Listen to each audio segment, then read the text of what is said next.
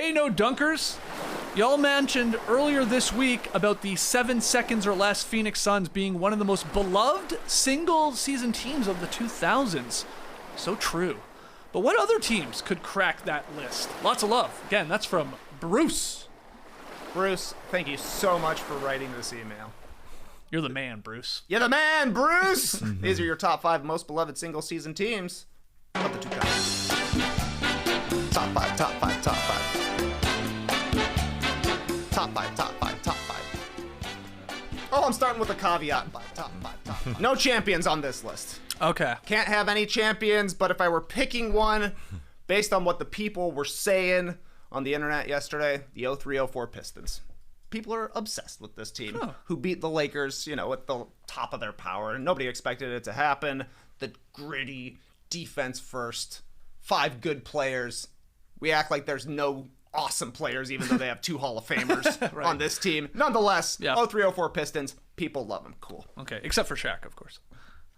Yeah, he doesn't love them. No. Yeah, And continues to hate the Pistons. Yeah, anything that happened from 04 to 06, Shaq is out on. Up until that title in 06. All right, so 2 teams that really got this list started are the 2001-2002 Kings. Yeah. Sacramento Kings. They won 61 games, best record in the league that season. Lost in Game 7 against the Los Angeles Lakers. Very controversial. The last 4 games of that Western Conference Finals came down to the final seconds of the game. 2 games were decided on game-winning shots. Game 7 went into overtime. Ralph Nader wrote a letter to David Stern questioning the integrity of this playoff series. That's pretty crazy. Ralph Nader, man. Talking about the Green 2000s, Party, man. you know, Ralph yeah. Nader name drop. Man, it felt like the Nader, that's for sure. For the Sacramento Kings, no doubt. Yeah, that team was sick. Unfortunately, the better version of the Kings was with Mike Bibby. I hate to say it, Skeets. Man. Once they upgraded from Jason not Williams to Mike Bibby, they got a little less cool, but they got better. Because did. Bibby was a great clutch player. He was awesome. So they make the list easily. The other team is the 2004-2005 Suns, the 7 seconds or less Suns. They Yep. went 62-20, best record in the league that season. We mentioned on yesterday's show that Steve Nash won the MVP that year because they won 36 more games. They went from 26 and the opposite of 82 to 62 and 20. 56, yeah. Yeah, come on, man. This guy needs the diff. Yeah, I need the diff. That's what you need That's it for. what you do need the diff. That's what you need the diff for. This team was awesome. It turned out they were a little early in their development. Once they got to the playoffs, they ran into the Spurs, which is what tended to happen to this 7 seconds or less era of Suns. Obviously, Amari Stoudemire gets hurt the next year, but the Suns stayed awesome. But those 2 teams, easy adds. to Yeah. me. Those are the basis most people of would the have list. those teams on their Yes. list. Yeah. All right. So, should I go in chronological order? Yeah, sure. Okay. We're adding the We Believe Warriors, Oh. 2006, 2007. You had Baron Davis, Steven Jackson, Jason Richardson, Matt Barnes, and Monte Ellis were like the main dudes for that team. Even JD loves this team. Matt Barnes, his favorite player. Andres Biedrins was around as well. Baron Davis had the dunk in the second round on Kirilenko. Oh, God. Awesome. I remember watching them beat the Mavericks in the first round with Will Leach before going to a Chicago White Sox baseball game. That's just a factoid Oh, right there. man, that's amazing. People watching Warriors versus Mavericks in just a random bar in the afternoon. I just And always remember from that series how they played Dirk. Oh, and they're yeah. just all up in his shorts, up and under him, obviously with smaller guys, and it Yes. sort of flustered him, yeah. Yeah, he had to go on a walkabout.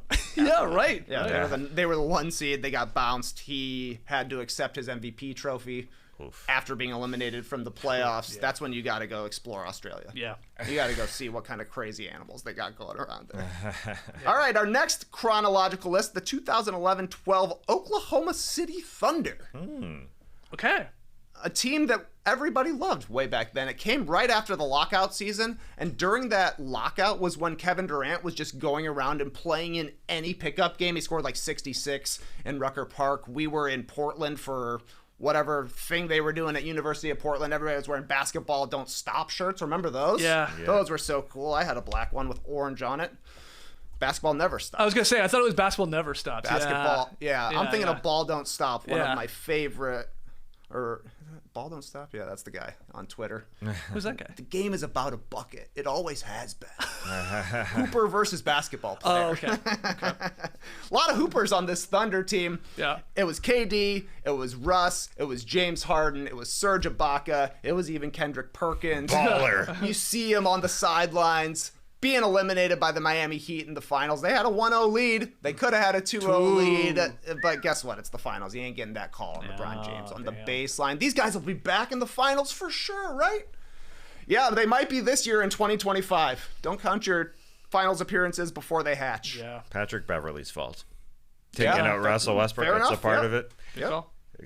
Getting Tyson Chandler instead of Kendrick Perkins, that could have made a difference. Who knows? That was a weird trade that didn't happen for Right. OKC. There's a lot of what ifs with that OKC team. What if they kept James Harden? That would have That's a been big a one. thing. That's a big one. It was a Kevin Durant, Kevin Martin-led team the next year. Didn't go quite as well.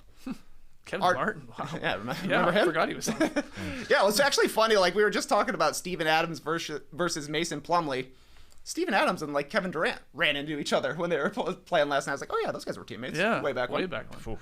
All right, our final team, the fifth most beloved team, or chronologically at least, the 2012-2013 Memphis Grizzlies. To me, the peak of the grit and grind era of the Grizzlies. They went 56-26, beat the Lob City Clippers, beat the Kevin and Kevin Thunder, and then lost to the Spurs in the Western Conference Finals. This was an easy ad for me as well, because our man Brett Usher just recently posted a video of Zach Randolph playing in the post, playing in the mid-range game, and everyone's like, they got to bring back this basketball.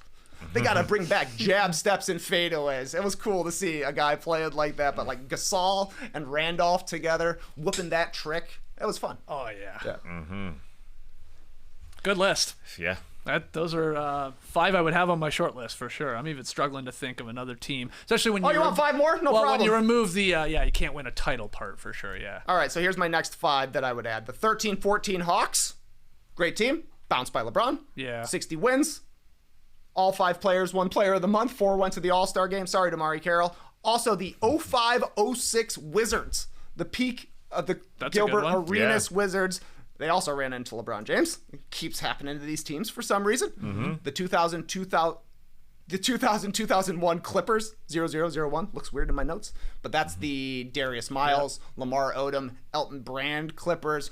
We're knocking our heads for the Knuckleheads. They're now a famous podcast. Q Rich, yeah. A couple of podcasts have come out of these teams now that I'm thinking of it. Jeff T. Yeah. Yeah, Jeff Teague. The Clippers have a podcast right now. The Warriors have a podcast with Steven Jackson. Baron Davis, a.k.a. Bart Oatmeal, is a rapper and a podcaster. Yeah. If you're a beloved team, Yeah. 10 years down the line, you could have a successful NBA podcast that people watch the clips of. Just remember that. Also, I'm adding the 01 76ers, Allen Iverson, going to the finals, taking a game off the Lakers, stepping over Tyronn Lue. And the 15-16 Warriors, who did not win the title. They won 73 games. Geez. They lost in Game 7 of the playoffs. And guess what? Even though the next season they got Kevin Durant, everybody was a Warriors fan in 2016. They started, 24-0, I believe. Yeah. The best show in basketball at the time. Steph Curry, the original double bang way back when. So they made my list as well. Good list. Very fun. Basketball's fun. Who's the most beloved team of the 2020s? Ooh, I like that. To not win a title. To not win Sticking a with title. that. Because I couldn't come up with one. I was like, literally, these are all 10 plus years ago. Most beloved team, man. Now we're in an era where just there's too much hate, you know? So true. So true. Think about it. Yeah. That's tough. We are early here in the 2020s. One of these teams that we beloved now may not win it. You know, your Cleveland Cavaliers. Just saying, just throwing it out there. They are going to be an awesome team that wins 65 games. Thunder, I guess. If they don't win a title. Oh, yeah. Yeah. Oh, definitely. Hey, let us know on the stream team. Yeah, I was Let like, us know on the stream team. I was like, I was gonna make a. No, I'm not making a Not case for this your team. Miami Never mind. Heat. Your Miami Heats. The Jimmy Butler. Ooh, The Butler Heat. Okay, that's the interesting. Playing Heat were fun Yeah. to watch for sure. Bubble Heat. Yeah, Bubble Heat. Bubble Heat. Okay. Jimmy, you know, leaning over the scoreboard. Yeah. Dying. Dragic. Yeah. Okay. All right.